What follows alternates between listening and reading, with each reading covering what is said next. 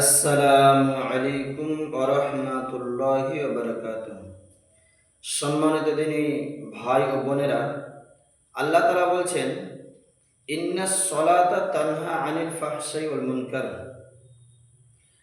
যারা সালাত আদায় করে তারা অশ্লীল খারাপ কাজ থেকে বিরতি থাকে।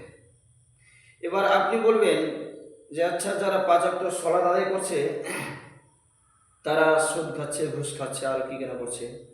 এটা আপনার মনের আসনা বাসনা, কিন্তু সত্যি এটা কথা ঠিকই, সত্যি এটা। কিন্তু আল্লাহ তাআলা বলছেন যে ইন্নাস সলাতা তানহা আনিল ফাহশাই ওয়াল মুনকার। যারা পাঁচ ওয়াক্ত সালাত আদায় করেন তারা খারাপ কাজ থেকে বিরতি থাকে। কিন্তু আপনি সালাত আদায় করেন, আপনি ঘুষও খান। আপনি সালাত আদায় করেন, আপনি সুদ খাচ্ছেন। আপনি সালাত আদায় করছেন, আপনি বিড়ি খাচ্ছেন। আপনি সালাত আদায় করছেন, আপনি জর্দা, গোল, তিরঙ্গা খাচ্ছেন।